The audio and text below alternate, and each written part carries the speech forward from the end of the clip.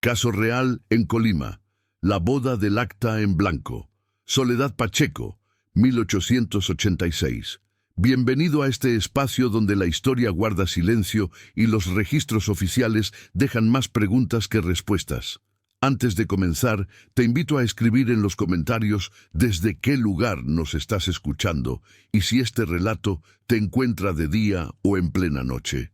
Nos interesa saber hasta dónde llegan estas historias y en qué momento del tiempo vuelven a cobrar vida. En este canal exploramos casos reales, desapariciones y misterios ocurridos en distintas ciudades de México, relatos que fueron ocultados, ignorados o simplemente olvidados con los años. Si te atraen las historias oscuras, basadas en hechos reales, y quieres seguir descubriendo estos archivos silenciados, suscríbete al canal y activa la campana para no perderte ninguno de nuestros relatos. Ahora sí, acompáñanos en esta historia. Caso real en Colima, la boda del acta en blanco. Soledad Pacheco, 1886. Capítulo 1. El documento que cambiaría todo la tarde del 12 de marzo de 1886 en la pequeña ciudad de Colima. Se celebraba una boda que parecía ser como cualquier otra. Soledad Pacheco, de 26 años, se casaba con Héctor Maldonado, de 34 años, en la iglesia local con la presencia de aproximadamente 50 invitados. Soledad era mujer inusual para su época. Había heredado finca considerable de café de su padre, quien había muerto 2 años antes sin hijos varones. Bajo las leyes de sucesión, Soledad, como única hija, había heredado la totalidad de la propiedad, aproximadamente 200 hectáreas de tierra cultivable, casa grande, establos y cuenta bancaria sustancial. Era mujer independiente, educada, que había manejado la finca con ayuda de administrador competente durante los 2 años desde la muerte de su padre. Y aunque había presión social para que se casara, una mujer soltera manejando propiedad grande era vista con desconfianza en la sociedad de la época. Soledad había sido cuidadosa en su elección. Héctor Maldonado había llegado a Colima 6 meses antes, presentándose como ingeniero agrónomo con experiencia en cultivo de café. Había ofrecido sus servicios como consultor para la finca de Soledad, y durante esos meses había impresionado tanto a Soledad como a su administrador con su conocimiento y dedicación. El noviazgo había sido rápido, pero para todos los que conocían a la pareja parecía genuino. Héctor era atento, respetuoso, claramente interesado en el bienestar de la finca tanto como en Soledad misma. Y Soledad, aunque independiente, claramente disfrutaba de la compañía de un hombre que podía hablar con ella como igual sobre el negocio que amaba. La boda había sido hermosa. Soledad vestía traje de novia que había pertenecido a su madre. Héctor estaba elegante en traje formal nuevo. El sacerdote padre Lorenzo había realizado la ceremonia con solemnidad apropiada. Y luego había venido el momento de firmar el acta matrimonial, el documento oficial que registraría el matrimonio para propósitos legales y eclesiásticos. El notario de la ciudad, don Rafael Soto, había preparado el documento, o al menos se suponía que lo había preparado. Don Rafael era hombre de 60 años quien había sido notario de Colima durante más de 30 años. Era respetado, confiable, conocido por su meticulosidad. «Los novios, por favor, acérquense para firmar el acta», había dicho don Rafael después de la ceremonia. Soledad y Héctor se acercaron a la mesa donde don Rafael había dispuesto el documento. Había 2 testigos presentes, don Ernesto Ramírez, amigo de la familia Pacheco de muchos años, y don Miguel Torres, quien había presentado a Héctor a Soledad meses atrás. El acta estaba en la mesa. Soledad, ansiosa por terminar con las formalidades y comenzar la recepción, apenas la miró antes de tomar la pluma que don Rafael le ofrecía. «Firme aquí, señorita Pacheco», dijo el notario, señalando una línea en la parte inferior del documento. Perdón, señora Maldonado, ahora. Soledad sonrió ante la corrección y firmó su nombre con letra clara y firme. Soledad Pacheco de Maldonado. Héctor firmó junto a ella. Héctor Maldonado. Los testigos añadieron sus firmas, y don Rafael, con gran ceremonia, aplicó su sello oficial al documento. «Felicidades», había dicho. «Están oficialmente casados ante la ley y ante Dios». Lo que nadie en esa habitación sabía, excepto posiblemente don Rafael y Héctor, era que el documento que Soledad acababa de firmar estaba casi completamente en blanco. Sí, había líneas para las firmas. Sí, había espacio para el sello del notario. Pero todo el texto del documento, todo el contenido que debería especificar los términos del matrimonio, los derechos de propiedad, las condiciones bajo las cuales la herencia de Soledad sería manejada, todo eso estaba ausente. Era hoja de papel con líneas para firmas, pero sin palabras arriba de esas líneas. Y Soledad, confiando en el notario, confiando en su nuevo esposo, no había inspeccionado el documento cuidadosamente antes de firmarlo. Era error que tendría consecuencias devastadoras, porque ese acta en blanco, firmada por Soledad el día de su boda, sería llenada después de su muerte con términos que nunca habría aceptado en vida. Términos que despojarían a su familia de la herencia que su padre había construido durante décadas. Términos que beneficiarían solo a un hombre, su esposo Héctor Maldonado. Pero en ese momento, Soledad no sabía nada de esto.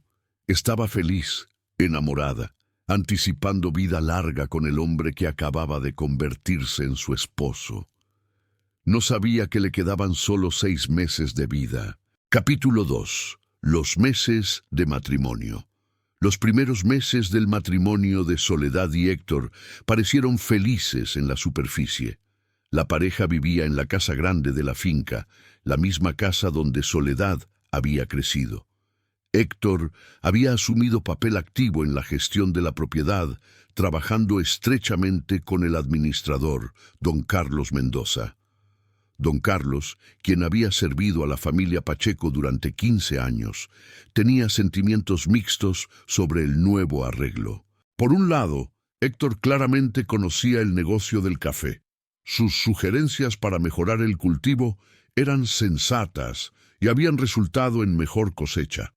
Por otro lado, había algo en la forma en que Héctor operaba que hacía a don Carlos sentirse incómodo. «Trata la finca como si ya fuera completamente suya», le había confiado don Carlos a su esposa una noche. «No nuestra finca o la finca de Soledad, siempre mi finca. Legalmente con el matrimonio, ¿no es suya ahora?», había preguntado su esposa. «Técnicamente sí», admitió don Carlos, «pero Soledad es la heredera. Es su propiedad. Héctor es solo su esposo. Debería mostrar más respeto por eso». Pero había más que preocupaba a don Carlos. Héctor había comenzado a hacer cambios sin consultar a Soledad. Había despedido a 2 trabajadores de largo plazo sin dar razones claras. Había vendido parte del ganado a precio que don Carlos consideraba demasiado bajo. Y había comenzado a tener reuniones con hombres que don Carlos no conocía. Reuniones de las cuales Soledad era excluida. Cuando don Carlos intentó plantear estas preocupaciones con Soledad, ella las había descartado. «Héctor sabe lo que hace», había dicho. «Confío en él». «Pero Soledad», había insistido don Carlos, «estos son cambios importantes. Tu padre habría...» «Mi padre está muerto», había interrumpido Soledad con tono más áspero de lo normal. «Y yo elegí a Héctor para que me ayudara a manejar la finca. Por favor, respeta mis decisiones».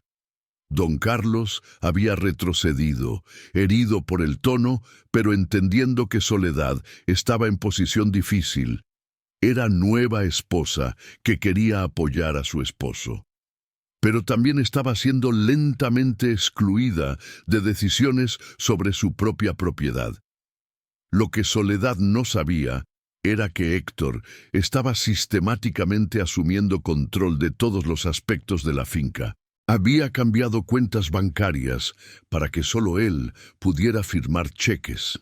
Había renegociado contratos con compradores de café para que los pagos fueran hechos a su nombre en lugar del nombre de la finca. Había comenzado a vender activos y convertir todo en efectivo que podía controlar. Y había hecho todo esto bajo pretexto de modernizar la gestión de la finca, de proteger los intereses de Soledad.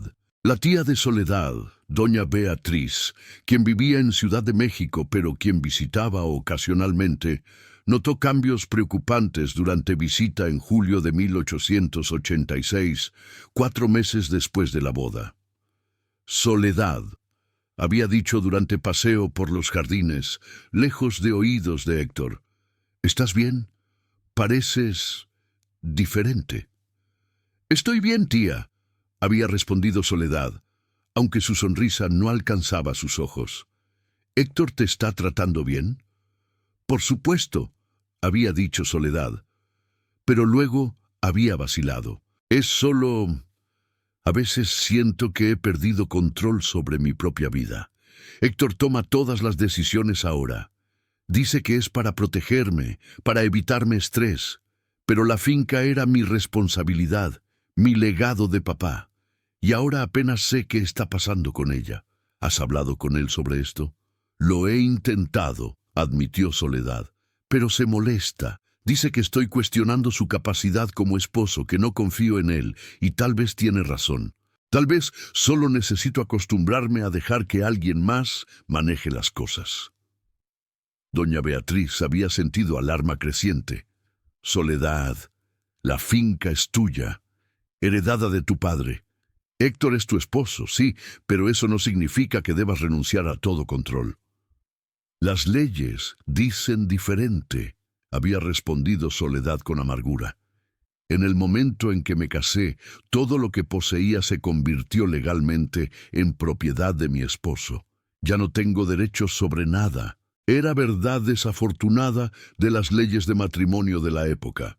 Y Héctor claramente estaba aprovechando esto al máximo. Doña Beatriz había intentado hablar con Héctor directamente, pero él había sido cortés pero firme. Aprecio su preocupación, doña Beatriz, pero la gestión de esta finca es asunto entre Soledad y yo, y le aseguro que tengo los mejores intereses de mi esposa en mente. Insatisfecha pero sin poder legal para intervenir, doña Beatriz había regresado a la Ciudad de México, pero había prometido a Soledad que la visitaría de nuevo pronto. Esa promesa nunca se cumpliría, porque en septiembre de 1886, solo 6 meses después de su boda, Soledad Pacheco de Maldonado cayó gravemente enferma. Capítulo 3. La enfermedad y la muerte sospechosa. La enfermedad de Soledad comenzó repentinamente. En la mañana del 15 de septiembre de 1886, se despertó sintiéndose mal. Náusea, dolor de cabeza severo, debilidad en sus miembros. Es solo gripe, había dicho Héctor cuando Soledad se quejó. Descansa hoy, te sentirás mejor mañana. Pero no se sintió mejor mañana, se sintió peor. La náusea había intensificado hasta el punto de que no podía retener ninguna comida. El dolor de cabeza era tan severo que la luz le dolía a los ojos, y había desarrollado fiebre alta que la hacía delirar.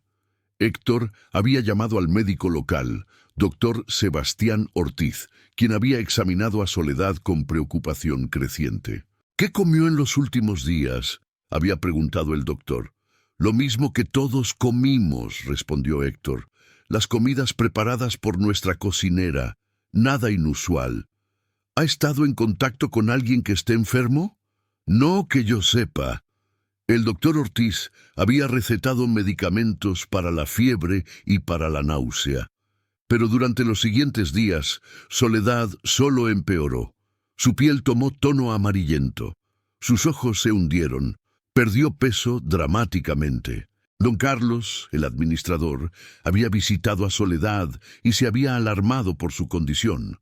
Parece que está siendo envenenada, le había susurrado a su esposa esa noche. ¿Envenenada? Su esposa estaba horrorizada. ¿Por quién? ¿Por qué?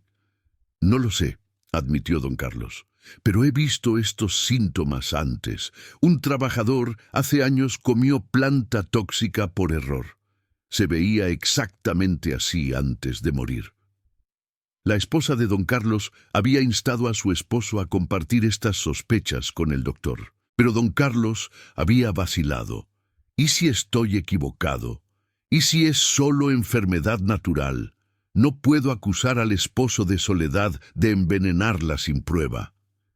Mientras tanto, doña Beatriz, quien había recibido telegrama sobre la enfermedad de Soledad, había viajado inmediatamente de la Ciudad de México. Cuando llegó y vio a su sobrina, se había quedado sin aliento del shock. Soledad era sombra de sí misma. Yacía en la cama apenas consciente, su cuerpo demacrado, su piel del color de cera. ¿Qué le ha pasado?, había demandado doña Beatriz a Héctor. El doctor no está seguro, respondió Héctor con voz que sonaba apropiadamente preocupada. Algún tipo de fiebre. Ha estado así durante 2 semanas. Hemos intentado todo. Doña Beatriz había exigido segunda opinión. Se trajo médico de ciudad más grande, doctor Fernando Ruiz, quien examinó a Soledad extensamente. Los síntomas son consistentes con envenenamiento, había dicho doctor Ruiz cuidadosamente. Posiblemente por arsénico u otra sustancia tóxica, pero sin examinar lo que ha comido y bebido, no puedo estar seguro. ¿Envenenamiento? Héctor había actuado sorprendido. ¿Quién envenenara a mi esposa y cómo? Esas son preguntas para las autoridades, había respondido doctor Ruiz, pero médicamente estoy bastante seguro de que esta no es enfermedad natural. Héctor había insistido en que debía haber error. Soledad come lo que todos comemos. Si fuera envenenada, otros también estarían enfermos. A menos que el veneno estuviera siendo administrado específicamente a ella, había señalado doña Beatriz, sus ojos fijos en Héctor con sospecha creciente. En su té, tal vez, o en medicina que solo ella toma. La tensión en la habitación era palpable. Héctor sabía que estaba siendo acusado implícitamente, pero mantuvo su compostura.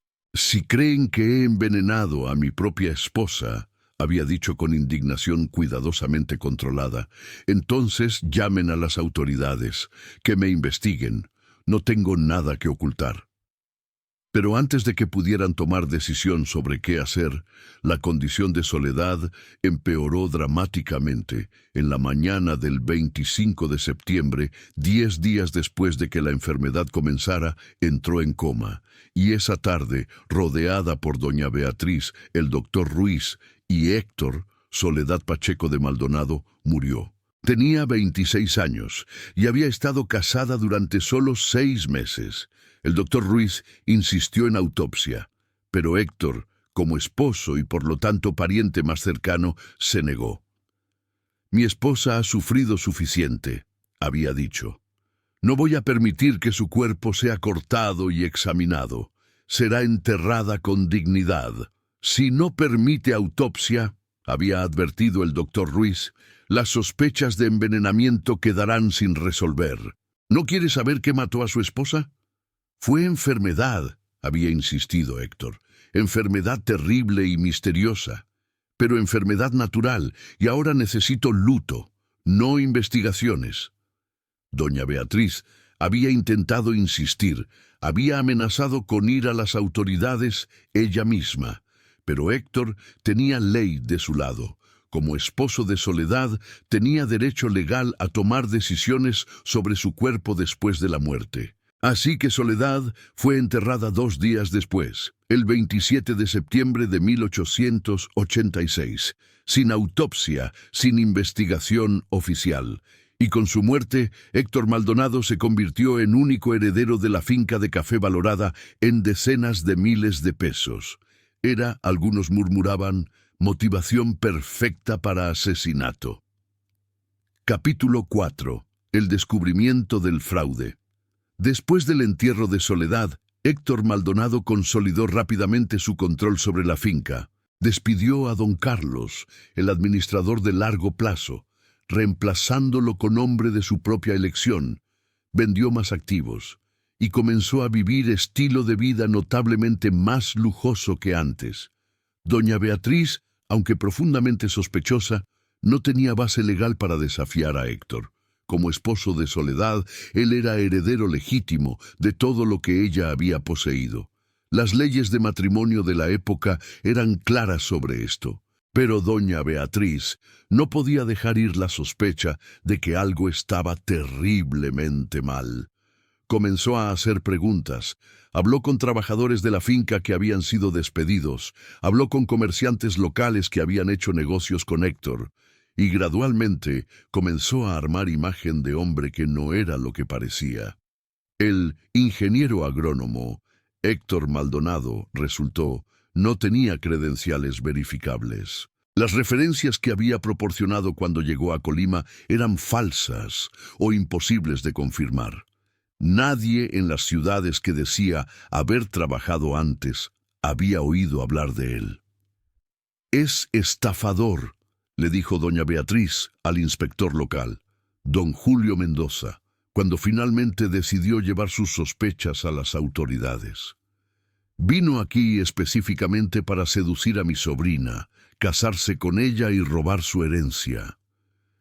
«Esas son acusaciones serias», había respondido el inspector Mendoza. «¿Tiene prueba?» «Sus credenciales son falsas», dijo doña Beatriz, «y creo que la envenenó. Los síntomas eran consistentes con envenenamiento. El doctor Ruiz lo dijo». «Pero no hubo autopsia», señaló el inspector, «y sin autopsia no podemos probar envenenamiento. Es solo sospecha». «Entonces investigue sus credenciales», insistió doña Beatriz. «Investigue su pasado. Apuesto a que encontrará que este no es la primera vez que ha hecho algo así». El inspector Mendoza, aunque escéptico, acordó hacer algunas investigaciones, y lo que encontró fue inquietante. Héctor Maldonado había estado en 3 otras ciudades en los 10 años anteriores. En cada lugar había cortejado a mujer con propiedad. En 2 casos, las mujeres habían roto el compromiso antes del matrimonio. Pero en un caso, en Ciudad de Guadalajara en 1882, Héctor se había casado con viuda próspera llamada Elena Torres. Elena Torres había muerto 6 meses después del matrimonio. La causa oficial de muerte había sido fiebre. No se había hecho autopsia, y Héctor había heredado su propiedad considerable antes de desaparecer de Guadalajara. El patrón era inquietantemente similar al caso de Soledad. Armado con esta información, el inspector Mendoza comenzó investigación formal de Héctor Maldonado, pero necesitaba más que sospechas y patrones. Necesitaba evidencia sólida de crimen, y esa evidencia vino de fuente inesperada. El notario, don Rafael Soto. Don Rafael había estado enfermo durante varios meses después de la boda de Soledad. Ahora, recuperándose pero sintiéndose su mortalidad, había comenzado a poner sus asuntos en orden, y eso incluía confrontar algo que lo había estado atormentando. En noviembre de 1886, 2 meses después de la muerte de Soledad, don Rafael pidió reunión privada con el inspector Mendoza. «Hay algo que necesito confesar», había dicho el anciano notario, su rostro mostrando la carga de culpa. «Algo que hice que ahora me atormenta». «¿Qué es, don Rafael?» El notario respiró profundamente. «El acta matrimonial de Soledad Pacheco y Héctor Maldonado. El documento que firmaron el día de su boda estaba en blanco». El inspector frunció el ceño. «¿Qué quiere decir con en blanco?» «Quiero decir que el documento que les di para firmar no contenía texto», explicó don Rafael. «Solo tenía líneas para las firmas y espacio para mi sello. Todo lo demás estaba vacío». «¿Por qué haría tal cosa?» «Porque Héctor Maldonado me pagó para hacerlo», admitió don Rafael, su voz quebrándose. Me ofreció suma considerable de dinero. Dijo que quería llenar el documento más tarde, con términos específicos sobre propiedad y herencia. Dijo que Soledad había estado de acuerdo, pero que aún estaban decidiendo detalles exactos. «¿Y usted le creyó?», dijo el inspector, su voz dura con juicio. «Quería creerle», respondió don Rafael. «El dinero que ofrecía, mi familia lo necesitaba. Mi esposa ha estado enferma, los gastos médicos. Me dije a mí mismo que no estaba haciendo nada realmente malo, que Soledad y Héctor eventualmente acordarían los términos y el documento sería llenado legítimamente». «¿Y fue llenado?». «Sí», dijo don Rafael. «Héctor vino a verme hace 2 semanas. Me trajo el documento con texto ahora completo. Me pidió que lo registrara oficialmente en los archivos notariales». «¿Y lo hizo?». «Sí», admitió don Rafael. «Pero cuando leí lo que había escrito, inspector, los términos son extraordinariamente favorables para Héctor. Básicamente, renuncian a cualquier derecho que la familia de Soledad podría haber tenido sobre la herencia. Declaran que toda la propiedad pasa a Héctor incondicionalmente. Incluso incluyen cláusula que dice que en caso de muerte de Soledad sin hijos, Héctor retiene todo sin obligación hacia la familia de ella. Es como si el documento hubiera sido diseñado anticipando la muerte de Soledad», dijo el inspector. «Exactamente», concordó don Rafael. «Y ahora Soledad está muerta, y Héctor tiene documento firmado por ella que le da derecho legal a todo lo que ella poseía. Documento que ella firmó sin saber qué términos serían llenados después». «¿Tiene copia del documento?», preguntó el inspector urgentemente. «Tengo el original en blanco con las firmas», dijo don Rafael. «Héctor me pidió que lo destruyera, pero no pude. Algo me dijo que debía mantenerlo, y tengo copia del documento llenado que registré». «Tráigamelos», ordenó el inspector. «Ambos, ahora». Cuando don Rafael regresó con los documentos, el inspector Mendoza los examinó cuidadosamente. El original mostraba claramente las firmas de Soledad, Héctor y los testigos en hoja que de otra manera estaba en blanco excepto por líneas impresas para las firmas. El documento llenado contenía las mismas firmas, pero ahora había texto extenso arriba de ellas. Texto que, como don Rafael había dicho, era extraordinariamente favorable para Héctor. «Este es fraude», declaró el inspector. «Héctor Maldonado engañó a Soledad para que firmara documento en blanco. Luego lo llenó después de su muerte con términos que nunca habría aceptado». «¿Qué podemos hacer?», preguntó don Rafael. «Arrestar a Héctor Maldonado», respondió el inspector, «y exhumar el cuerpo de Soledad para autopsia, porque si este fraude fue premeditado, entonces su muerte probablemente también lo fue». Capítulo 5. La exhumación y la evidencia. La orden de arresto para Héctor Maldonado fue emitida el 18 de noviembre de 1886, pero cuando la policía llegó a la finca para arrestarlo, había desaparecido. Sus pertenencias personales habían sido empacadas. Había retirado tanto efectivo como había podido de las cuentas bancarias y había dejado Colima en la noche. «Sabía que veníamos», dijo el inspector Mendoza con frustración. «Alguien debe haberle advertido». Se emitió orden nacional para su captura. Su descripción fue circulada a todas las autoridades regionales, pero Héctor Maldonado, quien claramente tenía experiencia en desaparecer, no fue encontrado inmediatamente. Mientras tanto, el inspector procedió con la exhumación del cuerpo de Soledad. A pesar de las objeciones de algunos miembros conservadores de la comunidad que consideraban la exhumación como profanación, la orden judicial fue ejecutada. El doctor Fernando Ruiz, quien había tratado a Soledad durante su enfermedad final, realizó la autopsia. A pesar de que habían pasado 2 meses desde el entierro, el análisis aún era posible. Los resultados confirmaron lo que el doctor había sospechado: envenenamiento por arsénico. Los niveles en el hígado y riñones de Soledad eran extremadamente altos. Había sido envenenada durante periodo de tiempo, probablemente semanas, con dosis que gradualmente se incrementaron hasta que finalmente fue fatal. Esto fue asesinato premeditado, declaró el doctor Ruiz en su reporte oficial. Alguien administró veneno a Soledad Pacheco deliberadamente y sistemáticamente durante semanas, hasta que murió. La pregunta era, ¿quién? Aunque Héctor era sospechoso obvio, necesitaban evidencia que lo conectara específicamente al envenenamiento. Esa evidencia vino de la cocinera de la finca, una mujer llamada Rosa Jiménez. Después del arresto fallido de Héctor, Rosa había venido voluntariamente a hablar con el inspector. «Tengo miedo de señor Maldonado», había dicho. «Pero ahora que se ha ido, puedo decir la verdad». «¿Qué verdad?», preguntó el inspector. «Señor Maldonado me pidió que agregara medicina especial al té de la señora Soledad cada día», explicó Rosa. «Dijo que era tónico para fortalecer su constitución, que el doctor lo había recetado. Me dio botella con líquido y me dijo que pusiera 10 gotas en su té cada mañana».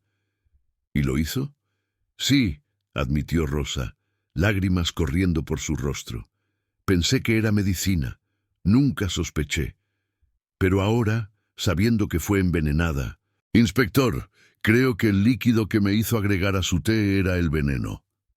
«¿Tiene la botella aún?». Rosa asintió. «La escondí después de que la señora murió. Algo me dijo que debía guardarla. Está en mi cuarto». La botella fue recuperada y su contenido analizado. Era solución concentrada de arsénico, disfrazada como tónico medicinal. Héctor Maldonado envenenó sistemáticamente a su esposa, resumió el inspector Mendoza, usando la cocinera como instrumento inocente. Y lo hizo mientras simultáneamente se aseguraba de que heredaría toda su propiedad a través del acta matrimonial fraudulenta que había hecho que firmara. Era caso sólido, pero aún necesitaban capturar a Héctor para traerlo a justicia. La búsqueda se intensificó. Alertas fueron enviadas a puertos, cruces fronterizos, estaciones de tren. La descripción de Héctor fue publicada en periódicos a través de México. Y finalmente, en enero de 1887, 4 meses después de la muerte de Soledad, Héctor Maldonado fue capturado en Veracruz mientras intentaba abordar barco hacia Cuba. Cuando fue arrestado, tenía consigo más de 20,000 pesos en efectivo, producto de la venta de activos de la finca de Soledad. También tenía documentos falsos con nombre diferente, confirmando que había planeado establecer nueva identidad en Cuba. Fue traído de vuelta a Colima en cadenas. Y allí, en la prisión local, finalmente el inspector Mendoza tuvo oportunidad de interrogarlo. Capítulo 6. El juicio y la confesión. El juicio de Héctor Maldonado comenzó en marzo de 1887, exactamente un año después de su boda con Soledad. La sala de la corte estaba llena a capacidad. El caso había atraído atención nacional, siendo reportado en periódicos a través de México como ejemplo de hasta dónde algunos hombres irían por dinero. El fiscal, licenciado Antonio Vargas, presentó caso devastador contra Héctor. Tenía el acta matrimonial en blanco que Soledad había firmado sin saber, luego llenada por Héctor después de su muerte. Tenía la confesión del notario don Rafael Soto sobre su participación en el fraude. Tenía el reporte de autopsia mostrando envenenamiento por arsénico. Tenía el testimonio de Rosa Jiménez sobre cómo Héctor le había hecho agregar medicina al té de Soledad. Y tenía la botella de arsénico que había sido usada. «Señores del jurado», había dicho el fiscal en su declaración de apertura, «les presentaré evidencia de crimen tan calculado, tan frío, tan completamente malvado, que desafiará su comprensión». Héctor Maldonado es hombre que vino a Colima con un propósito: encontrar mujer rica, casarse con ella, matarla y robar su herencia, y casi se sale con la suya. El abogado defensor de Héctor, un joven llamado licenciado Roberto Díaz, tenía tarea imposible. La evidencia contra su cliente era abrumadora. Su mejor estrategia era argumentar que aunque Héctor podría ser culpable de fraude, no había prueba directa de que había administrado el veneno personalmente. Mi cliente puede haber cometido error de juicio al llenar el acta matrimonial después de la muerte de su esposa, argumentó el licenciado Díaz. Pero eso no lo hace asesino. La cocinera, Rosa Jiménez, admitió agregar sustancia al té de Soledad. ¿Cómo sabemos que no fue ella quien envenenó a la señora, tal vez por resentimiento o celos? Pero el fiscal destruyó fácilmente esta defensa. Rosa Jiménez no tenía motivo para matar a Soledad. Había servido a la familia Pacheco lealmente durante años y había sido claramente engañada por Héctor para pensar que estaba administrando medicina, no veneno. El testimonio más condenatorio vino de investigadores que habían rastreado el pasado de Héctor.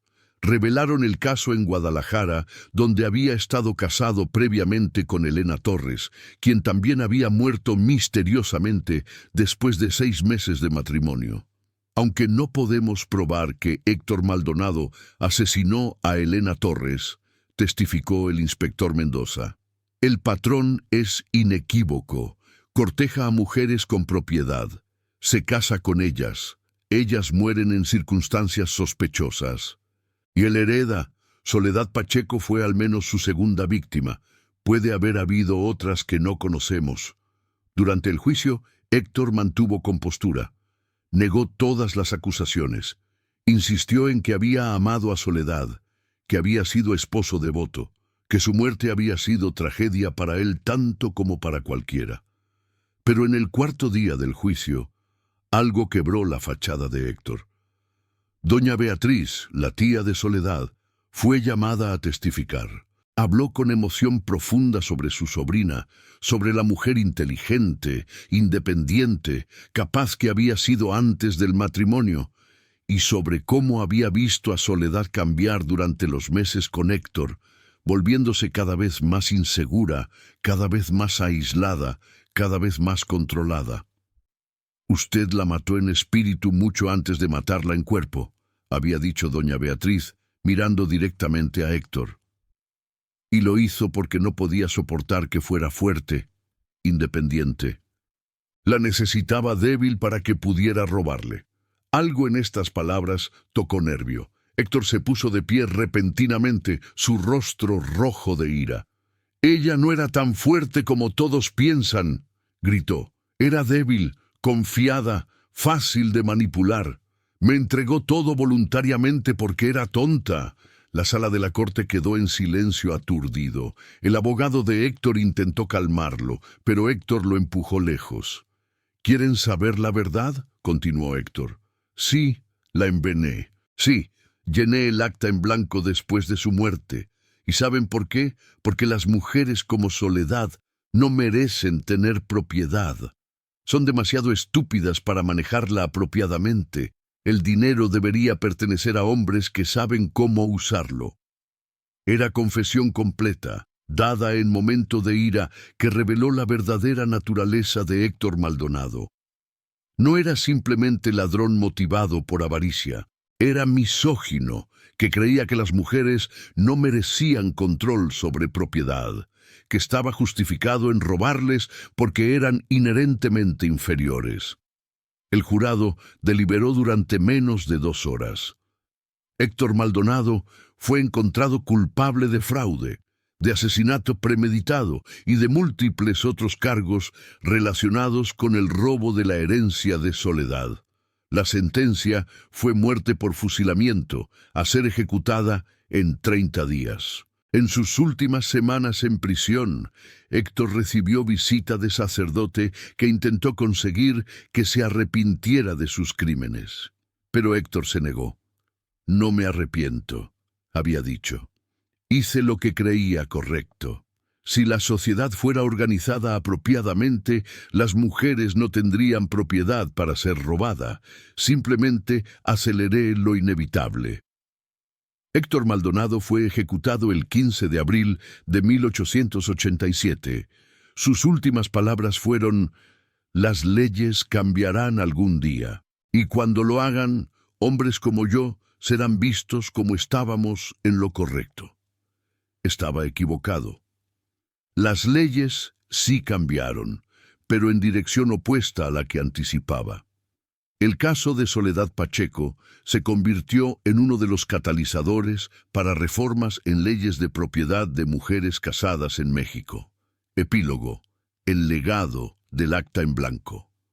La finca de Soledad Pacheco fue eventualmente devuelta a su familia. Doña Beatriz, como pariente viva más cercana, asumió control de la propiedad. Contrató nuevo administrador y trabajó diligentemente para reparar el daño que Héctor había hecho durante sus meses de control. Pero el daño no era solo financiero. La comunidad de Colima había sido sacudida por el caso. La idea de que hombre podría casarse con mujer específicamente con intención de matarla y robar su herencia era aterradora. Y el hecho de que casi se había salido con la suya debido al acta matrimonial en blanco que Soledad había firmado inocentemente era aún más perturbador. El notario don Rafael Soto, aunque había confesado su participación y había ayudado a la investigación, fue despojado de su licencia notarial. Pasó sus últimos años en relativo aislamiento, cargando la culpa de haber facilitado el crimen de Héctor. Si no hubiera aceptado el dinero, le dijo a su confesor antes de morir en 1890, si hubiera sido honesto, Soledad podría estar viva aún. Su sangre está en mis manos tanto como en las de Héctor Maldonado. Rosa Jiménez, la cocinera, también cargó culpa profunda a pesar de que había sido engañada. Dejó Colima y se fue a vivir con parientes en otra región, incapaz de permanecer en el lugar donde había sido instrumento involuntario de asesinato.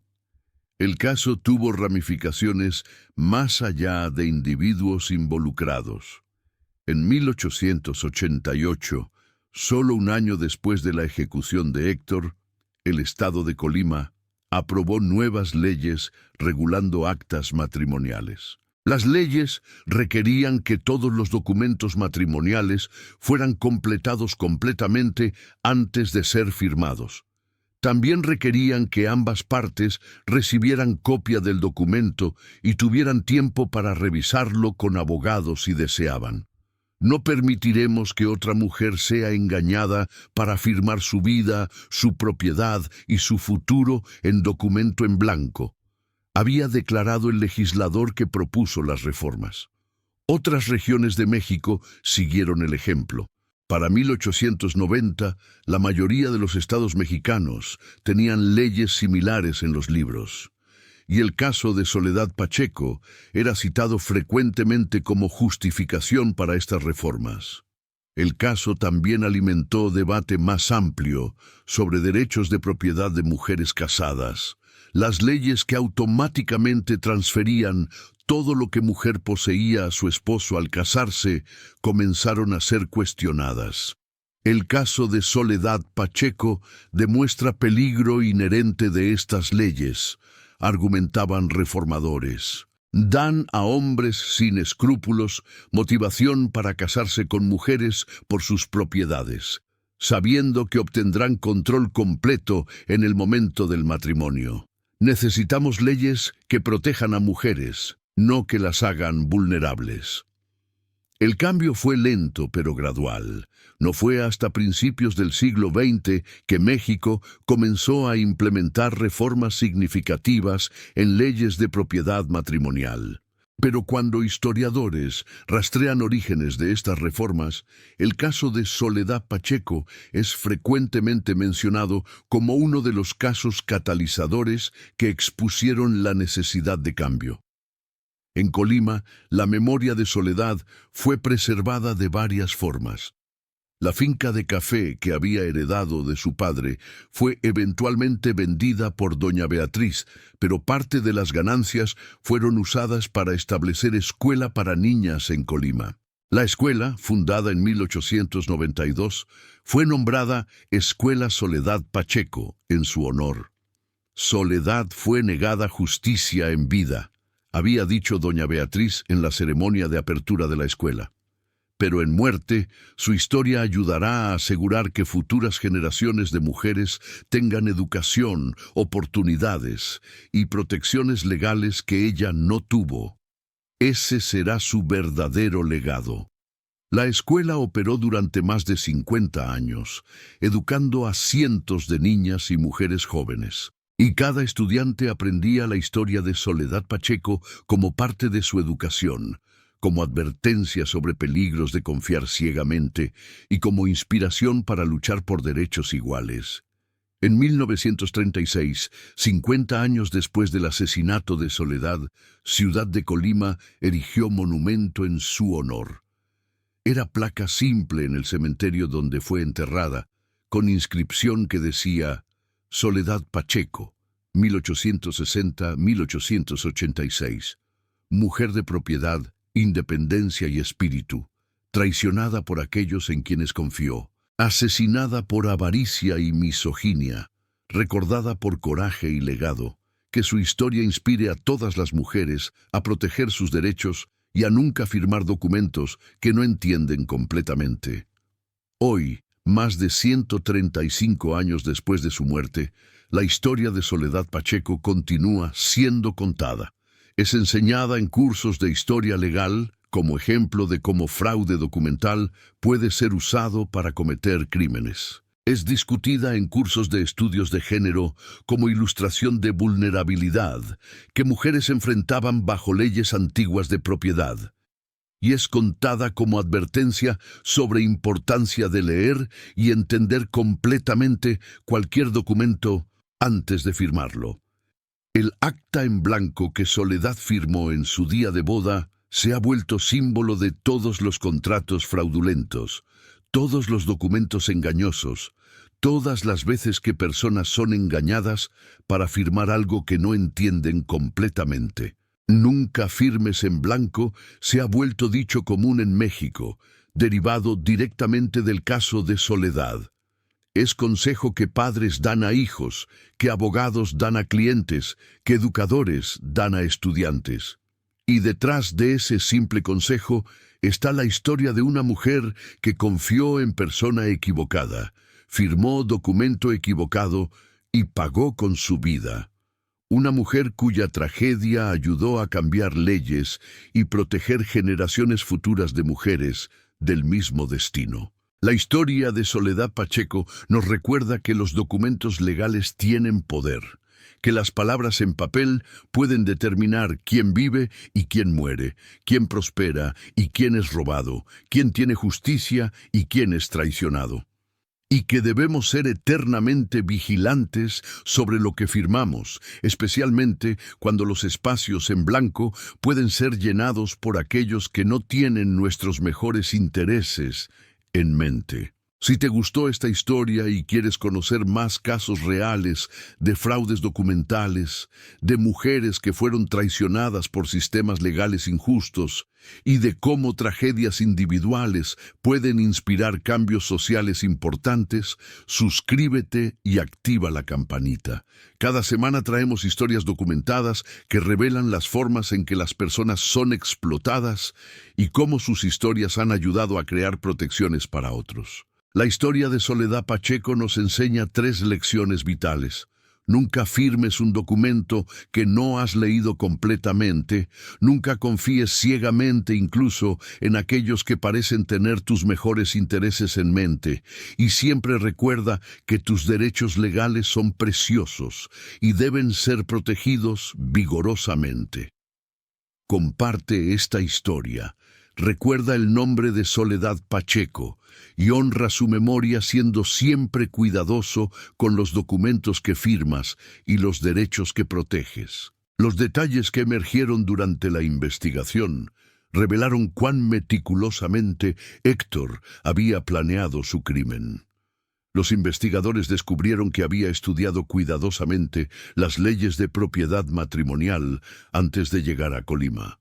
Sabía exactamente qué leyes le permitirían controlar completamente la propiedad de su esposa una vez casados, y había identificado la vulnerabilidad específica que explotaría: el acta matrimonial. En reunión privada con don Rafael Soto, semanas antes de la boda, Héctor había explicado su plan en términos que sonaban razonables en la superficie. «Señor Soto», le había dicho, «mi futura esposa Soledad es mujer de negocios inteligente, pero hay aspectos de la gestión de propiedad que son complejos. Términos legales, cláusulas sobre sucesión, provisiones para eventualidades futuras. No quiero abrumarla en el día de su boda con todos estos detalles técnicos». «Entonces, ¿qué sugiere?», había preguntado don Rafael. «Sugiero que preparemos el acta matrimonial en forma simplificada para la ceremonia», había explicado Héctor. «Soledad firma el documento básico, estableciendo el matrimonio legalmente. Y luego, en las semanas siguientes, usted y yo trabajamos en los detalles específicos de la gestión de propiedad. Una vez que todo esté acordado, completamos el documento oficial que será registrado permanentemente». Había sonado razonable, casi considerado, de hecho, como si Héctor estuviera intentando proteger a Soledad de estrés innecesario en su día especial. Pero don Rafael había tenido dudas. «Señor Maldonado, esto no es procedimiento estándar. Normalmente, el acta matrimonial está completamente preparada antes de la ceremonia. Ambas partes tienen oportunidad de revisarla con sus abogados, si lo desean». «Entiendo», había respondido Héctor. «Pero considere, Soledad es mujer ocupada manejando finca grande. Yo soy hombre ocupado con mis responsabilidades como consultor. ¿No sería más eficiente hacer la ceremonia ahora, cuando todo está preparado, y manejar la papelería administrativa después?» Y entonces Héctor había colocado sobre la mesa lo que realmente importaba: un sobre grueso lleno de dinero. «Por supuesto», había dicho casualmente, «compensaría apropiadamente su flexibilidad en este asunto. Digamos, 1,000 pesos por su cooperación». 1,000 pesos era más de lo que don Rafael ganaba en 6 meses como notario. Para hombre con esposa enferma y gastos médicos montándose, era suma imposible de resistir. Don Rafael había tomado el dinero y había preparado el acta en blanco. Durante la investigación, el inspector Mendoza había preguntado a don Rafael: ¿no se dio cuenta de lo que Héctor realmente planeaba hacer con ese documento en blanco? «Traté de no pensar en ello», había admitido don Rafael con vergüenza. «Me dije a mí mismo que solo estaba siendo flexible sobre procedimientos, que Héctor eventualmente completaría el documento con términos que Soledad aprobaría, que no estaba realmente haciendo nada mal». «Pero sabía», había insistido el inspector. En algún nivel sabía que estaba participando en fraude potencial. Don Rafael había asentido miserablemente. «Sí, sabía. Pero el dinero, mi esposa necesitaba tratamiento que no podíamos pagar, y me convencí de que las necesidades de mi familia justificaban el riesgo.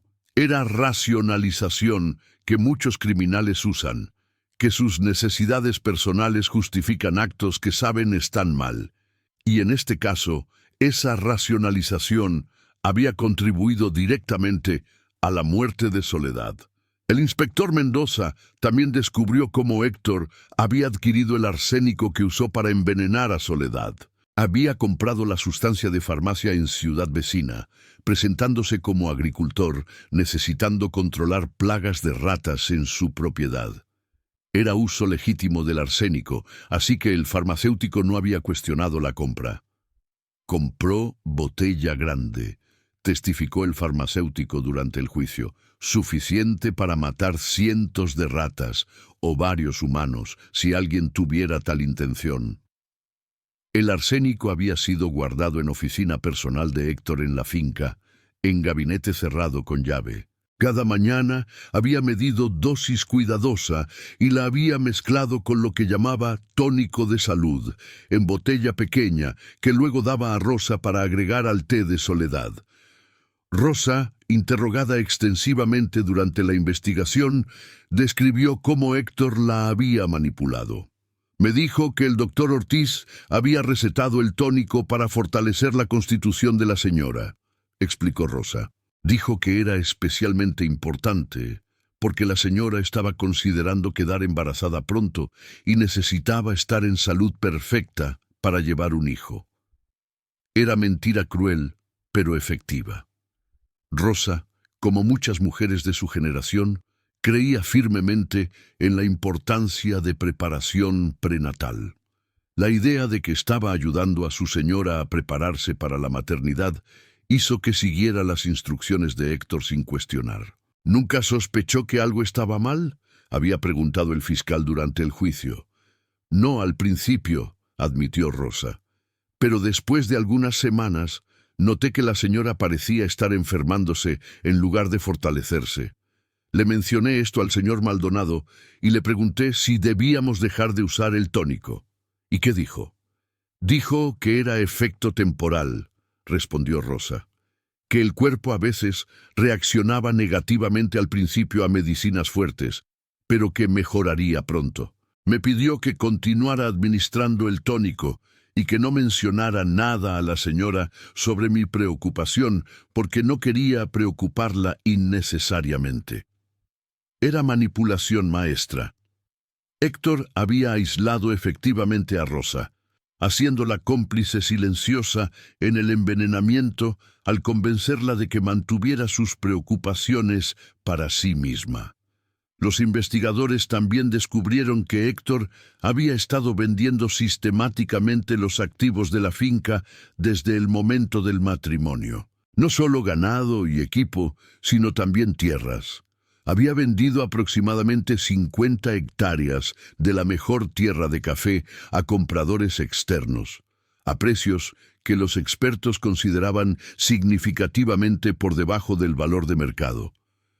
Estaba liquidando todo lo que podía tan rápido como podía, explicó el inspector Mendoza, como si supiera que su tiempo era limitado, como si supiera que Soledad moriría pronto, y quería convertir tanto como fuera posible en efectivo que pudiera llevar consigo.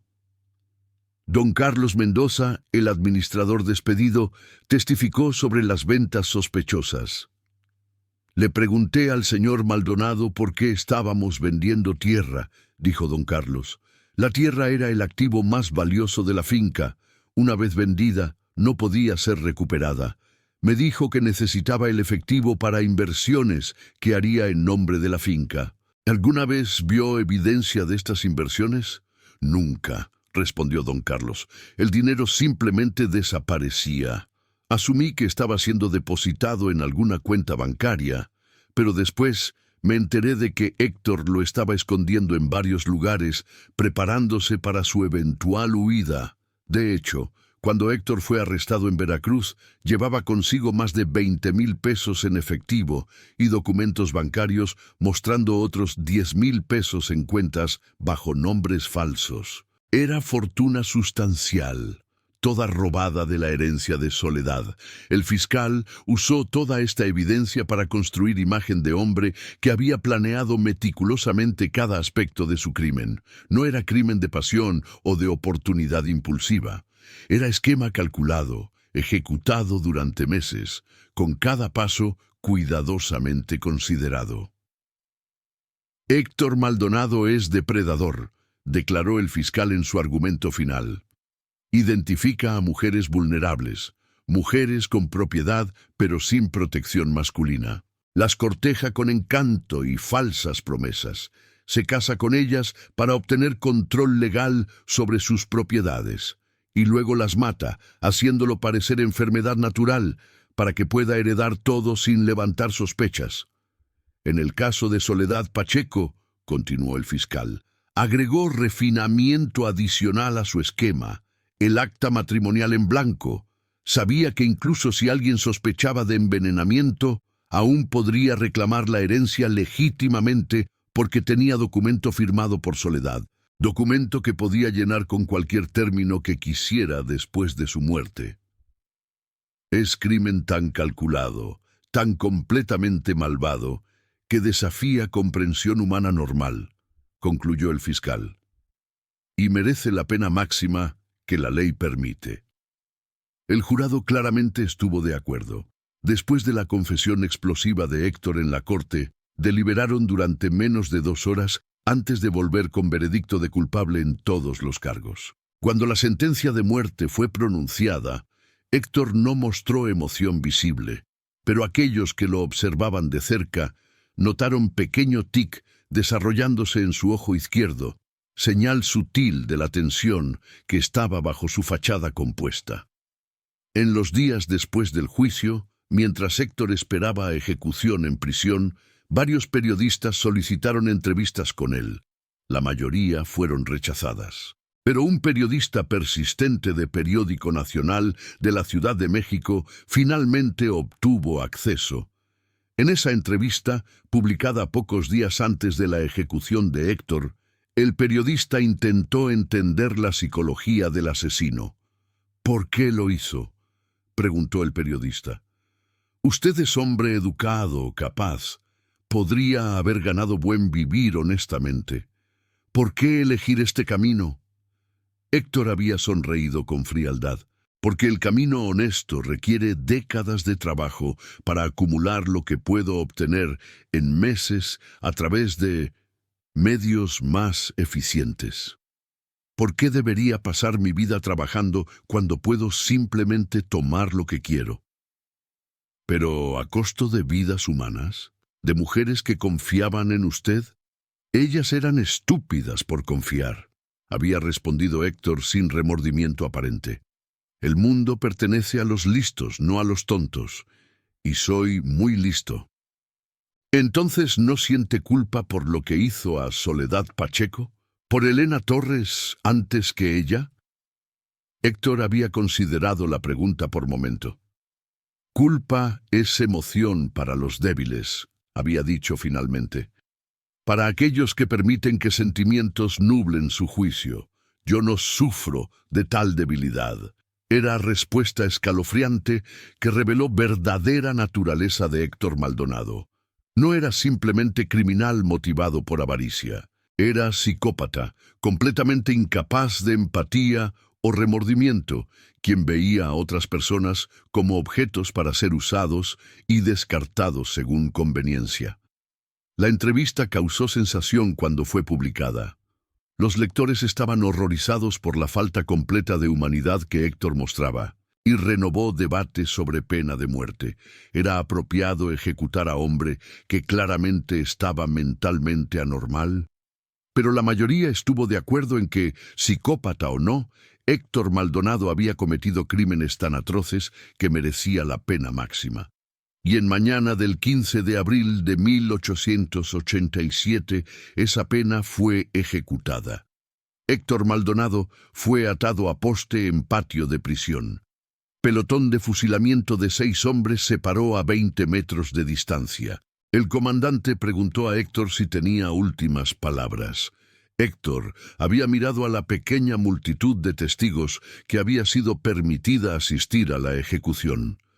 Entre ellos estaba doña Beatriz, quien había insistido en estar presente para ver justicia servida para su sobrina.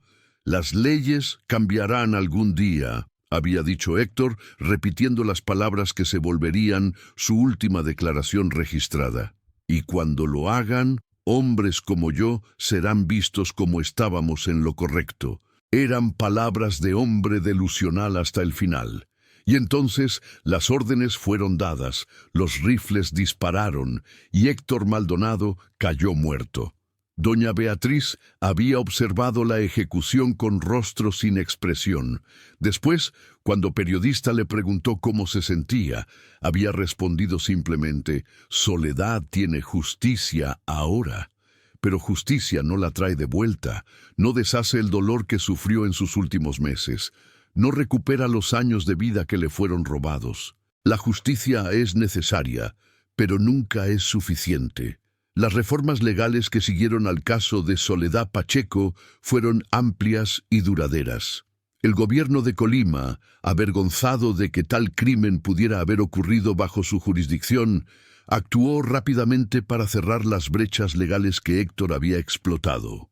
La primera reforma, aprobada en junio de 1888, requería que todos los documentos matrimoniales fueran completamente escritos y revisados antes de cualquier ceremonia. El texto del documento tenía que ser leído en voz alta a ambas partes, en presencia de testigos, y ambas partes tenían que confirmar verbalmente que entendían y aceptaban todos los términos antes de firmar. «Nunca más», declaró el gobernador de Colima en la ceremonia de firma de la nueva ley, «permitiremos que alguien sea engañado para firmar su vida en documento en blanco. Cada persona merece saber exactamente qué están firmando y qué derechos están renunciando o reclamando». La segunda reforma abordó el problema más fundamental de los derechos de propiedad de las mujeres casadas. Tradicionalmente, bajo la ley mexicana derivada del sistema legal español, una mujer perdía todo control sobre su propiedad en el momento del matrimonio. Todo pasaba automáticamente a su esposo. Esta ley había sido diseñada en época cuando se asumía que las mujeres necesitaban protección masculina para manejar asuntos complejos de propiedad. Pero casos como el de Soledad demostraron que la ley en realidad hacía a las mujeres más vulnerables, no más protegidas. La reforma de Colima, seguida rápidamente por reformas similares en otros estados, permitía que las mujeres mantuvieran control sobre propiedades que habían heredado o poseído antes del matrimonio. El esposo podía ser nombrado administrador de esas propiedades si la esposa lo deseaba, pero el control legal y la propiedad permanecían con la mujer. Esta reforma, explicó el legislador que la propuso, reconoce que las mujeres son capaces de manejar sus propios asuntos y protege contra hombres sin escrúpulos que se casan con mujeres específicamente para robar sus propiedades. No todos estuvieron de acuerdo con las reformas. Elementos conservadores de la sociedad argumentaban que estaban socavando la institución del matrimonio, que estaban haciendo a las mujeres demasiado independientes. ¿Qué clase de matrimonio es cuando la esposa retiene control sobre su propia propiedad?, preguntaba un editorial en periódico conservador. El matrimonio debe ser unión completa, incluyendo unión de propiedad bajo control del esposo. Pero la mayoría de la opinión pública estaba del lado de las reformas. El caso de Soledad Pacheco había sido demasiado horroroso, demasiado claramente un ejemplo de cómo las leyes antiguas podían ser explotadas para que las objeciones conservadoras tuvieran mucha tracción.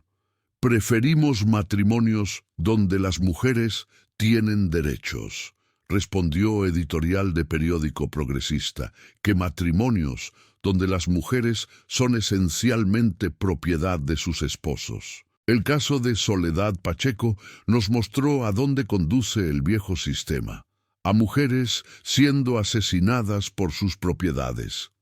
Más allá de las reformas legales, el caso tuvo impacto en la forma en que la gente pensaba sobre el matrimonio y la propiedad. Las familias con hijas que poseían propiedad comenzaron a ser mucho más cuidadosas sobre posibles pretendientes. Los contratos prenupciales, que anteriormente habían sido raros, se volvieron más comunes. Después del caso de Soledad, recordaba mujer que se casó en Colima en 1890, Mi padre insistió en que mi prometido firmara contrato prenupcial especificando exactamente cómo mi herencia sería manejada. Mi prometido no estaba contento con esto al principio, pensaba que mostraba falta de confianza, pero mi padre fue firme. Si te ama, firmará. Si solo quiere su dinero, se negará. Y firmó. Y hemos estado felizmente casados durante 30 años ahora. El caso también inspiró a algunas mujeres a permanecer solteras en lugar de arriesgar sus propiedades en matrimonio. Había pequeño pero creciente movimiento de mujeres que elegían independencia sobre matrimonio, viendo casos como el de Soledad, como advertencias de lo que podía suceder cuando se confiaba el control de la vida a otra persona. No estoy diciendo que todos los hombres son como Héctor Maldonado, escribió una de estas mujeres en carta a periódico en 1889. Pero el caso de Soledad me mostró que incluso un solo Héctor Maldonado es demasiado. Y dado que las leyes hacen difícil protegerse una vez casada, elijo no casarme en absoluto. Prefiero libertad con soledad que matrimonio con vulnerabilidad. Para doña Beatriz, los años después de la muerte de Soledad fueron dedicados a preservar la memoria de su sobrina y a trabajar por reformas que protegerían a otras mujeres. Dio discursos en varias ciudades sobre el caso, siempre enfatizando no solo la tragedia personal, sino las lecciones más amplias que debían ser aprendidas. Mi sobrina no era tonta, decía doña Beatriz en estos discursos. Era mujer inteligente, educada, capaz. Manejó finca exitosa durante 2 años después de la muerte de su padre. Pero incluso, mujer inteligente, puede ser engañada por hombre suficientemente hábil en engaño. Y las leyes de nuestra sociedad la hicieron vulnerable a ese engaño. No debemos culpar a Soledad por confiar en el hombre con quien se casó, continuaba doña Beatriz. Debemos culpar al sistema que permitía que ese hombre controlara completamente su vida y propiedad en el momento del matrimonio. Debemos culpar a las leyes que no le daban protección cuando su esposo comenzó a abusar de ese control. Y debemos trabajar para cambiar esas leyes, concluía siempre doña Beatriz, para que ninguna otra mujer tenga que sufrir como sufrió Soledad. Doña Beatriz vivió hasta 1910, viviendo lo suficiente para ver muchas de las reformas que había abogado volverse ley en la mayoría de México. En su lecho de muerte, a los 72 años, sus últimas palabras fueron sobre Soledad. Finalmente, las leyes están cambiando. Finalmente, su muerte no fue en vano. La finca de café de Soledad, después de ser recuperada de Héctor, fue eventualmente vendida en 1895. La tierra fue dividida entre varios compradores, y la casa grande fue demolida en 1900. Hoy no queda nada físico de la propiedad, que una vez fue herencia preciada de la familia Pacheco. Pero en el lugar donde una vez estuvo la casa grande, hay ahora plaza pequeña con jardín. En el centro del jardín está fuente, y junto a la fuente hay placa de bronce. La placa fue instalada en 1936, 50 años después de la muerte de Soledad, por iniciativa de grupo de mujeres locales. La placa dice: en este lugar una vez estuvo la finca de Soledad Pacheco, 1860-1886, mujer de propiedad e independencia, quien fue traicionada y asesinada por su esposo. Su historia inspiró reformas legales que protegieron a generaciones de mujeres. Que nunca olvidemos que los derechos por los que ahora disfrutamos fueron ganados con sufrimiento de aquellos que vinieron antes. Cada año, en el aniversario de la muerte de Soledad, grupo pequeño de personas se reúne en esa fuente. Son en su mayoría mujeres, aunque algunos hombres también asisten. Traen flores que colocan junto a la placa. Y una de las mujeres, usualmente la más anciana del grupo, lee la historia de Soledad en voz alta para que todos la escuchen. Es tradición que ha continuado durante décadas, forma de asegurar que Soledad no sea olvidada, que su sacrificio sea recordado, que su legado continúe inspirando a las generaciones futuras. En escuelas de derecho a través de México, el caso Pacheco, como se conoce el caso, es aún estudiado como ejemplo clásico de fraude documental y de cómo las vulnerabilidades en el sistema legal pueden ser explotadas por criminales sofisticados. Estudiantes aprenden sobre el acta matrimonial en blanco, sobre cómo Héctor Maldonado la usó para robar herencia de Soledad, y sobre las reformas legales que siguieron. El caso Pacheco nos enseña varias lecciones importantes, dicen profesores a sus estudiantes. Primero, nos enseña la importancia de leer y entender completamente cualquier documento antes de firmarlo. Segundo, nos enseña que incluso documentos que parecen procedimientos estándar pueden ser manipulados por aquellos con malas intenciones. Y tercero, nos enseña que las leyes deben evolucionar para cerrar brechas que los criminales explotan. En cursos de historia de género y estudios de mujeres, el caso es examinado como ilustración de las vulnerabilidades que las mujeres enfrentaban bajo sistemas legales patriarcales. El hecho de que Soledad, a pesar de ser propietaria próspera e inteligente, no tenía poder legal para proteger sus propios intereses una vez casada, es citado como ejemplo de por qué los derechos de las mujeres son tan importantes. Soledad Pacheco tenía todo, explican profesoras a sus estudiantes. Tenía propiedad, educación, capacidad, pero las leyes de su época le quitaron todo eso en el momento en que se casó, y un hombre sin escrúpulos explotó esa vulnerabilidad para robarle y matarla. Su historia es recordatorio de que los derechos legales no son abstracciones, son protecciones reales que pueden significar diferencia entre vida y muerte. El legado del acta en blanco se extiende incluso a la cultura popular. Firmar en blanco se ha vuelto expresión idiomática en México, significando dar a alguien más control completo sobre algo importante sin entender completamente las consecuencias. Padres advierten a hijos: nunca firmes en blanco, significando nunca des a otros poder sobre tu vida sin entender completamente qué estás renunciando. Y cuando se cuenta la historia del origen de esa expresión, el nombre de Soledad Pacheco es siempre mencionado. La mujer que firmó en blanco el día de su boda y pagó con su vida se ha vuelto símbolo de todas las formas en que podemos ser engañados para renunciar a control sobre nuestras propias vidas. Más de 135 años después de su muerte, Soledad Pacheco continúa enseñándonos. Su historia es advertencia sobre los peligros de confiar ciegamente. Es lección sobre la importancia de leer cuidadosamente antes de firmar. Es ejemplo de cómo las leyes injustas pueden hacer a las personas vulnerables. Y es inspiración para continuar luchando por derechos y protecciones para todos, especialmente para aquellos que históricamente han sido vulnerables. El acta en blanco que Soledad firmó en 1886 se ha perdido en el tiempo, probablemente destruida después del juicio de Héctor Maldonado. Pero su legado perdura, no en papel, sino en las leyes que cambiaron, en las vidas que fueron protegidas y en las generaciones de mujeres que aprendieron de su tragedia a ser más cuidadosas, más protegidas, más conscientes de sus derechos.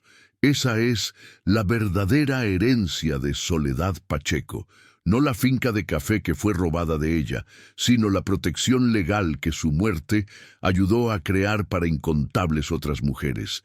Es legado comprado a precio terrible, pero que ha beneficiado a millones. Y es razón por la cual, más de un siglo después, su nombre aún es recordado con respeto y gratitud.